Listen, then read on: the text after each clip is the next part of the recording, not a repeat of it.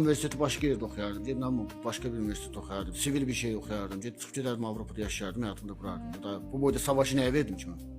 Adı da yalancı olarak Sevik ləqəbli Məqsəd Bağırov Məcidoğlu. Mən demişdim axı bu lobundan yalancıya oxşuyur. Sifətinin quruluşu buna alim deyənlər biraz yaxın oturun.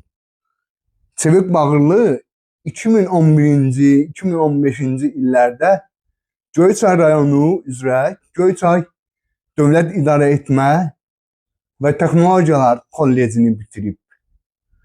O illərdə ixtisası avtomobil nəqliyyatının təmiri və servisi üzrə. Yəni maşın düzəltmə. Bilirsiniz də neçə bal yığıb? 76 bal. Sonra bu işlə məşğul olmayıb nədənsə. Düşüb ateizm dalınca. O illərdə bunun kurgu da var idi. Allahsızlar kurgu. İnansızlar kurgu. Coşkun adında bir dostu olub ateist. Özünə qəsd eləyib, çayda boğub. İkinci dostu Ziya adında. O da dindar olub. Sonra bu başqa kurgular yığıb, inansızları bir yerə toplayıb. Əslində buna sual verəndə heç bir təhsil olmadığına görə elə ondan bundan eşitdiyini, biraz biyologiyadan, biraz nə bilim bu ateist dostlarından öyrəndiklərini təqlid edir. Və biraz da sıxılanda İndi biz onlara ölənlər deyək, yoxsa şəhid olublar belə deyək, yanınızda şəhid olub. Təşəkkürlər. Bu provokasiyanı başqa yerə saxla. provokasiya yaratma. Əslində 2021-ci ildə bunun dədəsi Meydan TV-yə Yəni Meydan TV-də fəaliyyət azalması qadağandır. Meydan yox, şeytan TV-siz. Mediada söz azadlığı. Xarici qüvvələrə, antimilli qüvvələrə söz istifadə etməyə dəyməz. Buyurun. Bu söz azadlığı deyil. Buyurun. Bay bay. İndi vəfa vaxtıdır. Amma baxır kimə? Dövlətə, millətə, xalqa. yəni Şeytan TV-yə verdiyi müsahibədə heç bir dövlət qurumu bunlara kömək eləmir. Məqalədə göstərir. Bunların evlərinin şəkli başlarına uçur. Çünki çox bəddualıq var. Və çünki ruzunu verən Allah'ı tanırlarsa bunların necə ruzusu olar? Bax. Meydan TV-də fəaliyyət azalması qadağandır. Meydan yox, şeytan TV-siz. Bu həmin Meydan TV 2017-ci ildə Azərbaycanda qadağan qoyulub.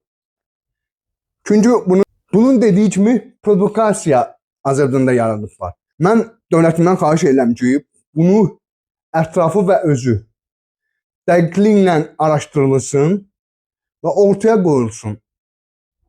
Mən çox qaranlıq mühitlər tapdım. Yəni bu qədər araşdırmalardan çox qaranlıq bir şeylər tapdım. Yalanlar çoxdur. Və bu desəniz necə araşdırırsan? Baxın. İctimai Nəzarət Koalitsiyasının üzvüyəm. Həssas təbəqələr üzrə. Həkəri qəzetinin müxbiri, korrektoru. Yeni Azərbaycan Partiyasının üzvü. Məlumat Hesablama Mərkəzi köhnə adıyla mühəndisi. Və bu da şəhid ailəsi vəsiqəsi. Şəhid övladı. Və prezidentimizin çıxışında dediyi kimi İslama xop Və bugün İslama qarşı çirkin kampanya aparanlara da bir cavab olacaq. Çünki onlar İslam haqqında rəy formalaşdırırlar ki, İslam geridə qalmış sivilizasiyadır.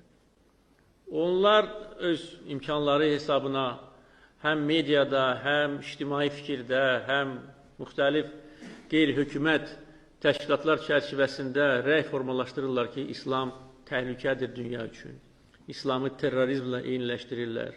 İslamofobiya rəvac verirlər. İnşallah ki, bunların da sonuna gələcəyik. Allahın izni ilə. Allahın salamı, xeyir, bərəkət olsun hər birinizə.